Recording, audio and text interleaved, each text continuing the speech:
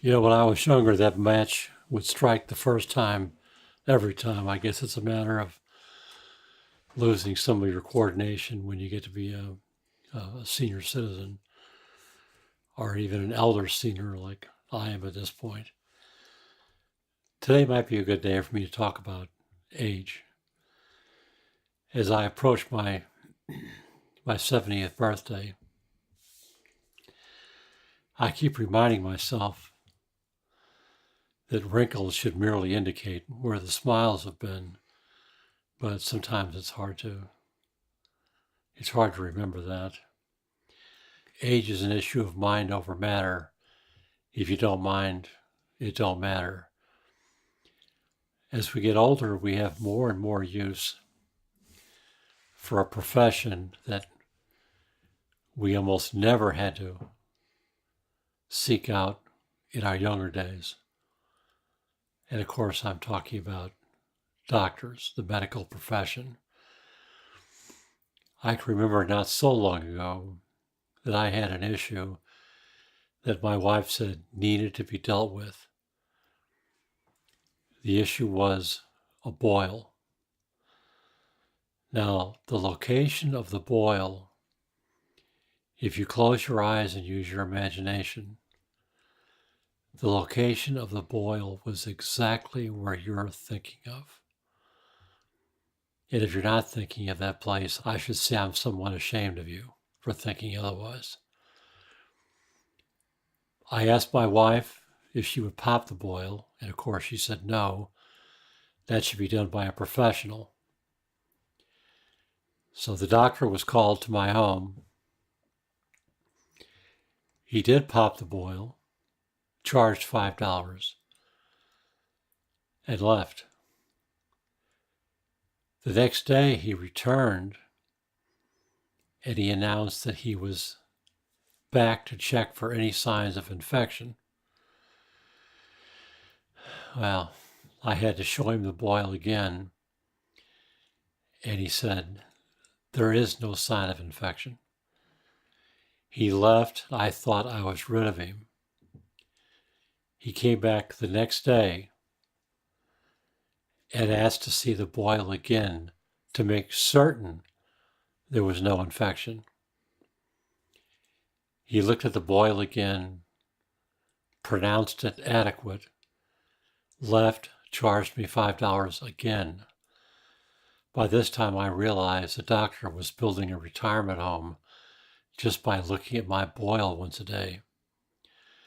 I instructed my butler the doctor was never to be allowed in the house unless prior arrangements had been agreed upon, because at $5 a day, I would be out of my house within about 4 months. Now, while we never had a really famous doctor in Hartford, we did have a famous dentist.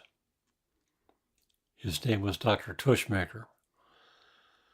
Now, Dr. Tushmaker was an innovative dentist.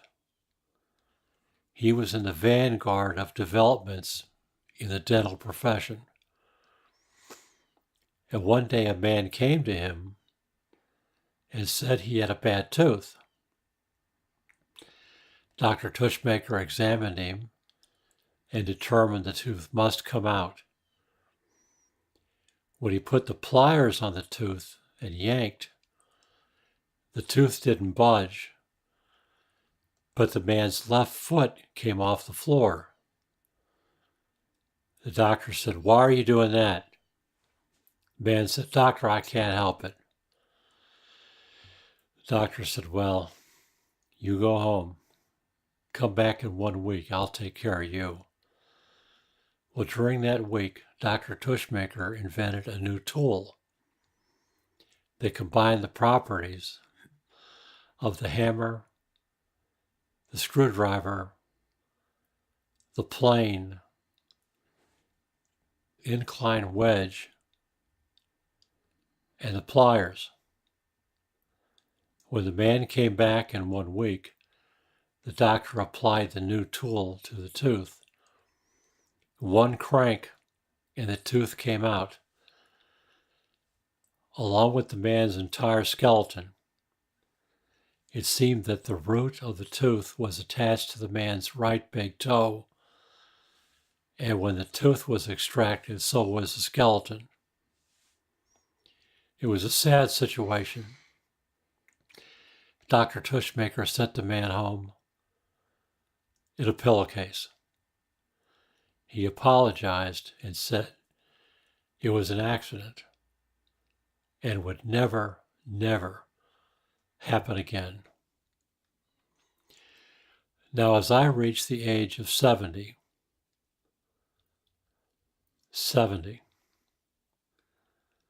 I realize it, but I just can't accept it. I wonder if anyone ever feels sick for a whole day. It hasn't happened to me yet. But as my birthday approaches, I've received cards and letters from all conditions of people all over the world, men, women, and children, saying the kindest things that I know I can't possibly deserve. I love compliments. I love to get them. I love to repeat them. I would talk about them on the home front if I thought anyone would believe me. I would dream about them if I could. My good friend Thomas Edison outdid everyone when he wrote, "All Americans love their families, and if any love is left over, it usually goes to Mark Twain." Leave it to Mr. Edison to invent a new way to make me humble. Now, as I approach my 70th birthday, I'm reminded of a story from 2 years before the mast by Dana. From Dana, we get the story about the skipper of a small sloop operating off the East Coast. He was an arrogant young man, arrogant for no apparent reason. He was always calling out to other ships. I suppose it fed his sense of vanity. One day, he was operating in a heavy fog, so heavy he couldn't see his hands in front of his face, when he heard ship's bells hard by, and he called out in his most arrogant voice, "What ship is that? Where and about? Identify yourself." He had no way of knowing that that ship hard by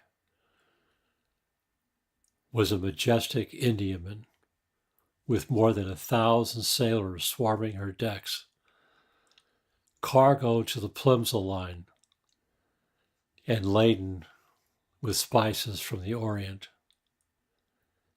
The ship called back in a thunderous voice through the speaking trumpet, "The Begum of Bengal, 147 days out from Canton, homeward bound. What ship is that?" Well, the young skipper's voice showed that his vanity was crushed flat, and he answered back now, most meekly, "It's only the Marianne, 14 hours out from Boston. Cargo, nothing in particular." And that's just the case with me. For 23 hours out of every day, my vanity soars on the wings of compliments. Compliments that I know I don't deserve. And during those 23 hours, I am the majestic Indiaman, the Begum of Bengal. But for the other hour, 1 hour, mind you, no more, I sit alone in the dark and I reflect. And during that hour, I know that I am really only the Mary Ann, 70 years out from Hannibal, homeward bound. Thank you for listening. Goodbye for now.